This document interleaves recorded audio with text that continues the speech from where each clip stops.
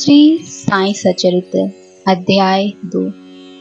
अध्याय 2 के प्रमुख विषय हैं ग्रंथ लेखन का ध्येय, कार्य आरंभ में असमर्थता और साहस, गर्मागर्म बहस, अर्थपूर्ण उपाधि हेमाडपंत एवं गुरु की आवश्यकता। इस अध्याय के प्रमुख कुछ अंशों को संक्षिप्त में व्यक्त करते हुए हम इस अध्याय के सबसे महत्वपूर्ण विषय गुरु की आवश्यकता को विस्तार से समझेंगे। वैसे तो किसी भी लीला के हर अंश महत्वपूर्ण होते हैं। लीला के माध्यम से भगवान अपने भक्तों में श्रद्धा एवं भक्ति का भाव जागृत करते हैं, भक्तों का ध्यान अपनी ओर आकर्षित करते हैं, जिससे कि भक्त अपने भगवान के उपदेशों को भाव विभोर होकर ग्रहण कर पाए, अपने जन्म के उद्देश्य को जान पाए तथा इस जन्मों जन्मों के चक्रव्यूह से मुक्त हो पाए। हेमाडपंत जी श्री साई सचरित्र लिखने का हेतु बताते हुए कहते हैं कि मैंने बाबा के विसूचिका के रोग को नष्ट करने की लीला देखी एवं बाबा के भक्तों के मुख से अनेकों लीलाएं सुनी, जिससे मेरे हृदय को अति आनंद हुआ और यही आनंद का स्रोत काव्य के रूप में प्रकट हुआ।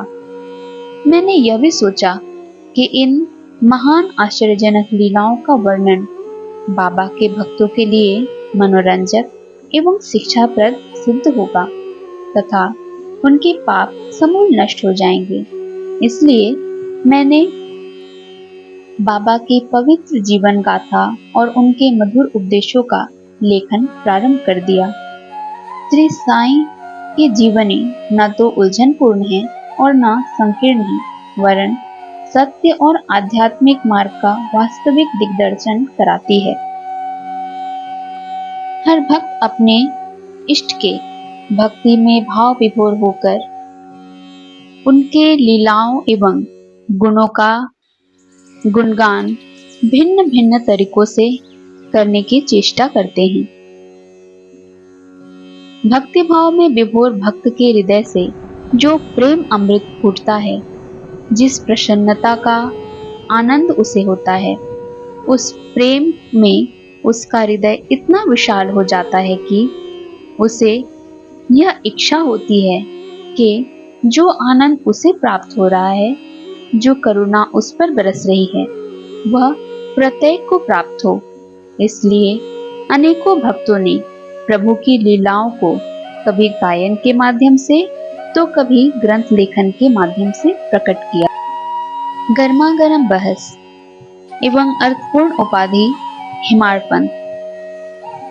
शिरडी पहुंचने के प्रथम दिन ही बाला साहेब तथा मेरे बीच गुरु की आवश्यकता पर वाद विवाद छिड़ गया।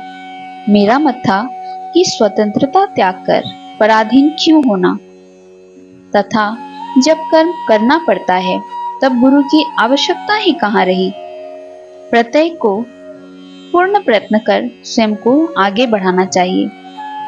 गुरु शिष्य के लिए करता ही क्या है, वह तो सुख से निद्रा का आनंद लेता है। इस प्रकार मैंने स्वतंत्रता का पक्ष लिया और बाला साहेब ने प्रारब्ध का। उन्होंने कहा कि जो विधि लिखित है वह घटित होकर रहेगा। इसमें उच्च कोटि के महापुरुष भी असफल हो गए हैं। कहावत है, मेरे मन कछु और है, विधाता के कछु और। फिर परामर्श युक्त शब्दों में बोले, भाई साहेब, यह निर्विद्वता छोड़ दो। यह अहंकार तुम्हारी कुछ भी सहायता न कर सकेगा। इस प्रकार दोनों पक्षों के खंडन मंडन में लगभग 1 घंटा व्यतीत हो गया और सदैव की भांति कोई निष्कर्ष न निकल सका। इसलिए तंग और विवश होकर विवाद स्थगित करना पड़ा। इसका परिणाम यह हुआ कि मेरी मानसिक शांति भंग हो गई तथा मुझे अनुभव हुआ कि जब तक घोर दैहिक बुद्धि और अहंकार न हो तब तक विवाद संभव नहीं। वस्तुतः यह अहंकार ही विवाद की जड़ है। जब अन्य लोगों के साथ मैं मस्जिद गया तब बाबा ने काका साहेब को संबोधित कर प्रश्न किया कि साठेवाड़ा में क्या चल रहा था, किस विषय में विवाद था। फिर मेरी ओर दृष्टिपात कर बोले कि इन हेमाड़ पंत ने क्या कहा। ये शब्द सुनकर मुझे अधिक अचंभा हुआ। साठेवाड़ा और मस्जिद में पर्याप्त अंतर था। सर्वज्ञ या अंतर्यामी हुए बिना बाबा को विवाद का ज्ञान कैसे हो सकता था। मैं सोचने लगा कि बाबा हेमाड़ पंत के नाम से मुझे क्यों संबोधित करते हैं। यह शब्द तो हेमाद्री पंत का अपभ्रंश है।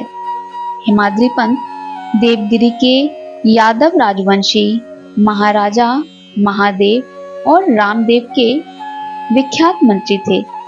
वे उच्च कोटि के विद्वान, उत्तम प्रकृति और चतुर्वर्ग चिंतामणि और राज प्रशस्ति जैसे उत्तम काव्यों के रचयिता थे। उन्होंने ही हिसाब किताब रखने की नवीन प्रणाली का आविष्कार किया था और वही खाते की पद्धति को जन्म दिया था। और कहाँ मैं इसके विपरीत एक अज्ञानी, मूर्ख और मंदमती हूँ। अतः मेरी समझ में यह न आ सका कि मुझे इस विशेष उपाधि से विभूषित करने का क्या तात्पर्य है।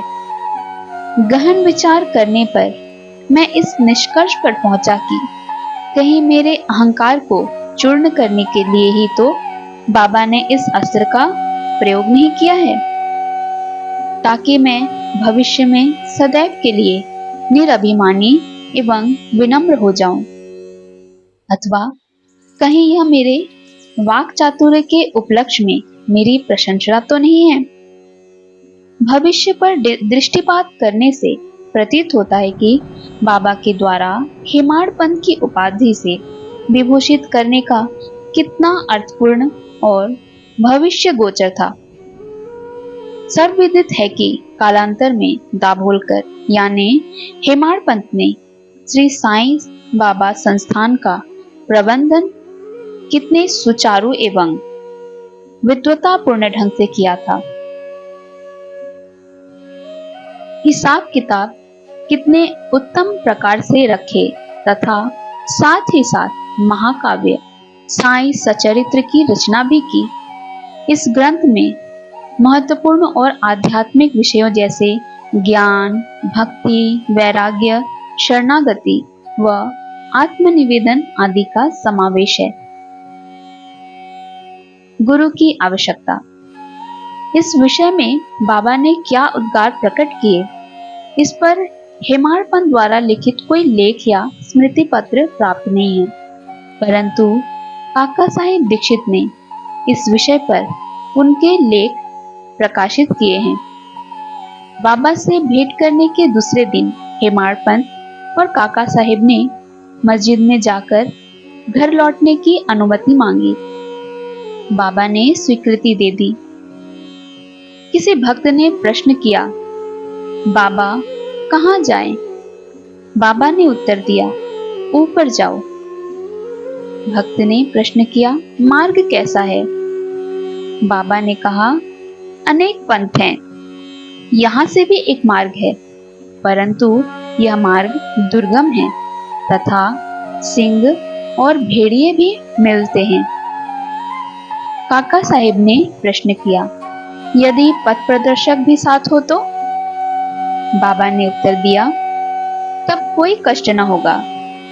पथ प्रदर्शक तुम्हारी सिंह, भेड़िए और खंदकों से रक्षा कर तुम्हें सीधे निर्दिष्ट स्थान पर पहुंचा देगा, परंतु उसके अभाव में जंगल में मार्ग भूलने या गड्ढे में गिर जाने की संभावना है। दाभोलकर भी उपयुक्त प्रसंग के अवसर पर वहां उपस्थित थे। उन्होंने सोचा कि जो कुछ बाबा कह रहे हैं वह गुरु की आवश्यकता क्यों है, इस प्रश्न का उत्तर है। साईं लीला भाग 1 संख्या 5 व पृष्ठ 47 के अनुसार उन्होंने सदा के लिए मन में यह गांठ मान ली कि अब कभी इस विषय पर वाद विवाद नहीं करेंगे कि स्वतंत्रता या परतंत्र। व्यक्ति आध्यात्मिक विषयों के लिए कैसे सिद्ध होगा? प्रत्युत इसके विपरीत यथार्थ में परमार्थ लाभ केवल गुरु के उपदेश पालन में ही निहित है। इन उपदेशों का वर्णन मूल काव्य ग्रंथ के इसी अध्याय में किया गया है, जिसमें लिखा है कि राम और कृष्ण महान अवतारी होते हुए भी आत्मा अनुभूति के लिए राम को अपने गुरु वशिष्ठ और कृष्ण को अपने गुरु संदीपनी के शरण में जाना पड़ा था। इस मार्ग में उन्नति प्राप्त करने के लिए केवल श्रद्धा और धैर्य, यही दोनों गुण सहायक है। ओम साई राम।